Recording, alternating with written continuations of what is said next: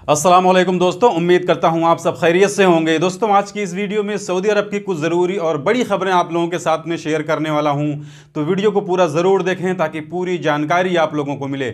आज की इस वीडियो में कई सारी ज़रूरी खबरों के साथ साथ एक अपडेट, प्राइवेट कंपनियों में काम करने वाले वर्करों के लिए अरब की हुकूमत ने सैलरी बढ़ाने का ऐलान किया है। इसके अलावा सऊदी अरब के अंदर बहुत ही गलत काम करती हुई 2 गैर मुल्की औरतों को पकड़ा गया है। इसके अलावा भी कई सारी ज़रूरी खबरें हैं, तो वीडियो को पूरा ज़रूर देखें। तो आज की इस वीडियो की सबसे पहली अपडेट वो कतर में चल रहे फीफा वर्ल्ड कप को लेकर के है, जिसके अंदर मैंने कल की वीडियो में आप लोग को बताया था कि सऊदी अरब ने एक बहुत ही मजबूत टीम जो वर्ल्ड चैंपियन रह चुकी है अर्जेंटीना को हरा दिया था। तो इसी तरीके से कल वाले मैच में जापान ने अल्मानिया यानी जर्मनी को हरा दिया है। इसके अलावा अगली अपडेट देखिए, अगर किसी का कोई रिश्तेदार, किसी का कोई पहचानने वाला सऊदी अरब के अंदर ऊंट या बकरी चरा रहा है तो उसे इस अपडेट के बारे में जरूर बता देना, जिसमें एनवायरमेंटल डिपार्टमेंट वालों की तरफ से प्राइवेट प्रॉपर्टी में यानी किसी की निजी प्रॉपर्टी के अंदर 87 ऊंट चरने का वायलेशन रिकॉर्ड किया है। इसके लिए एक ऊंट के हिसाब से 500 रियाल का फाइन लगता है, जैसा कि मैंने अपनी पिछली कई वीडियो में इसके बारे में आप लोग को बताया है। और इन 87 ऊंटों को चराने वाले 5 सऊदी शहरी और एक सूडानी आदमी था। तो अब इनके ऊपर एक ऊंट के हिसाब से 500 रियाल का फाइन लगेगा। अब ये टोटल कितना हो जाएगा ये आप हिसाब कर लीजिए। लेकिन अगर आपका कोई पहचानने वाला, कोई रिश्तेदार, कोई जानने वाला अगर इस तरीके का काम सऊदी अरब के अंदर कर रहा है तो उसे इस अपडेट के बारे में जरूर बता दें। इसके अलावा एक अपडेट, सऊदी अरब के अंदर एक पाकिस्तानी की गाड़ी के टैंक में यानी जो फ्यूल टैंक होता है उसके अंदर 135 किलो कात यानी नशे वाले पौधे के साथ में गिरफ्तार किया गया है। यानी वो पाकिस्तानी जो गाड़ी चला रहा था उस गाड़ी के डीजल या पेट्रोल टैंक के अंदर 135 किलो उस पौधे के साथ में सऊदी पुलिस ने उसे अरेस्ट किया है।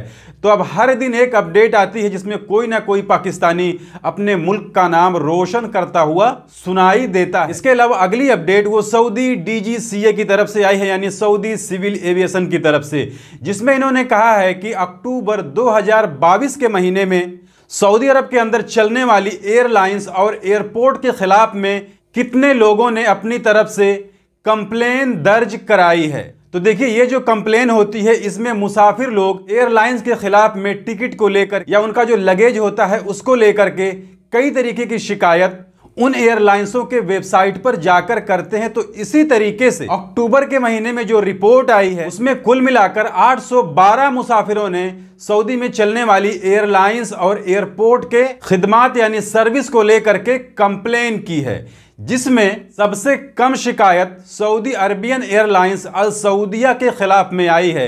1 लाख मुसाफिरों में 12 लोगों ने उस एयरलाइंस के खिलाफ में अपनी कंप्लेन दर्ज कराई है। इसके अलावा फ्लाई नास के खिलाफ में 1 लाख मुसाफिरों में 16 मुसाफिरों ने उस एयरलाइंस के खिलाफ में अपनी तरफ से कंप्लेन दर्ज कराई है। और अदील एयरलाइंस के खिलाफ 1 लाख मुसाफिरों में 26 लोगों ने शिकायत दर्ज कराई है। और इन शिकायतों में सबसे ज्यादा अगर किसी के लिए शिकायत दर्ज कराई गई है तो वो टिकट के पैसे वापसी को लेकर के, यानी अगर कोई अपना फ्लाइट टिकट कैंसिल कराता है या किसी वजह से उसका टिकट कैंसिल हो जाता है, उसके रिफंड को लेकर के, टिकट के पैसे की वापसी को लेकर के सबसे ज्यादा कंप्लेन कराई गई है। दूसरे नंबर पर लगेज के टूटने फूटने और सामान के गायब होने की कंप्लेन दर्ज कराई गई है। तो अगर आप भी कहीं का सफर करते हैं और आपका सामान टूट फूट जाता है या आपका सामान गायब हो जाता है या आपके टिकट को लेकर के कोई इश्यू है, तो इसके लिए 24 घंटे इन एयरलाइंस के वेबसाइट पर, इनके सोशल मीडिया पर जा करके अपनी तरफ से कंप्लेन दर्ज करा सकते हैं। इसी तरह से अगर एयरपोर्ट की बात की जाए तो सबसे कम जिस एयरपोर्ट के खिलाफ में कंप्लेन कराई गई है वो सऊदी अरब के मोहम्मद बिन अब्दुल अजीज इंटरनेशनल एयरपोर्ट की है, जिसमें 1 लाख मुसाफिरों में सिर्फ 0.1 लोगों ने उस एयरपोर्ट की खिदमात के खिलाफ, उस एयरपोर्ट की सर्विस के खिलाफ में अपनी तरफ से कंप्लेन दर्ज कराई है। इसी तरीके से अबहा इंटरनेशनल एयरपोर्ट के खिलाफ 1 लाख लोगों में 3 लोगों ने शिकायत दर्ज कराई है। इसके अलावा रियाद के अंदर 2 गैर मुल्की औरतों ने अपने रिहाइश गाह को, अपने कमरे को, अपने मकान को इस्काते हमल का अड्डा बनाया हुआ था। इस्काते हमल यानी जिसको आप हिंदी में गर्भपात बोलते हैं और इंग्लिश में अबॉर्शन बोलते हैं। ये चीज लगभग सारी दुनिया के अंदर गैर कानूनी है। इंडिया के अंदर तो इसके ऊपर बहुत सख्त कानून है कि अगर इस तरीके से कोई करता हुआ पकड़ा जाएगा तो उसे काफी सालों के लिए जेल हो सकती है। तो ये चीज सऊदी अरब के अंदर भी मना है।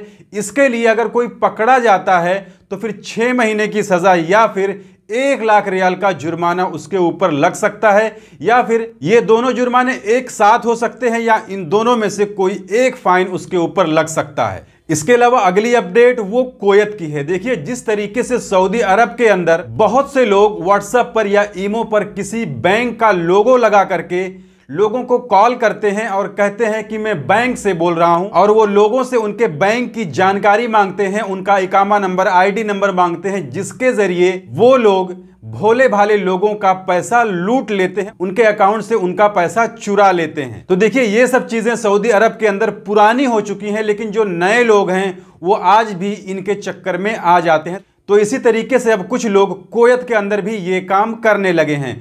तो इसके लिए कुवैत की जो हुकूमत है उन्होंने कहा है कि अपने सोशल मीडिया के जरिए अगर कोई भी किसी बैंक का लोगो लगा करके अपने फायदे के लिए प्रचार करता है, यानी ईमो पर उसका लोगो लगा दिया, व्हाट्सएप पर उसका स्टेटस लगा दिया और किसी को कॉल कर रहा है कि मैं बैंक से बोल रहा हूं, आप अपनी ये जानकारी मुझे दीजिए, इस तरीके से अगर करता हुआ कोई पकड़ा जाएगा तो उसके खिलाफ में बहुत ही सख्त कार्रवाई की जाएगी। इसके अलावा अगली अपडेट वो यूएई की है, यानी यूनाइटेड अरब इमारात की, जिसमें इमराती हुकूमत का कहना है कि प्राइवेट सेक्टर में काम करने वाले वर्कर और बैंकिंग सेक्टर में काम करने वाले वर्करों की सैलरी अब बहुत जल्द बढ़ने वाली है। तो जितने भी लोग प्राइवेट सेक्टर में काम कर रहे हैं या बैंकिंग सेक्टर में काम कर रहे हैं, उनके लिए ये एक बड़ी अच्छी खबर है कि इमराती हुकूमत उनकी सैलरी बढ़ाने जा रही है। लेकिन इसमें एक चीज आप ध्यान रखें कि ये गैर मुल्कियों के लिए नहीं है, बल्कि ये अरब इमरात के लोगों के लिए है, इमराती लोगों के लिए है, अरबी लोगों के लिए है। तो इमरात की हुकूमत अगर यही ऐलान गैर मुल्कियों के लिए भी कर देती तो कितना अच्छा हो जाता। तो ये थी आज की इस वीडियो में सऊदी अरब की कुछ जरूरी खबरें जिसे मैंने आपके साथ में शेयर कर दी।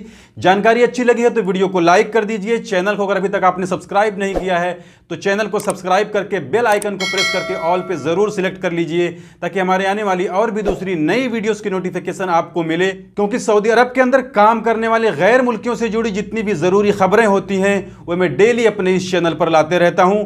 तो आज की इस वीडियो में बस इतना ही। मिलते हैं फिर अगली वीडियो में, तब तक के लिए इजाजत दीजिए।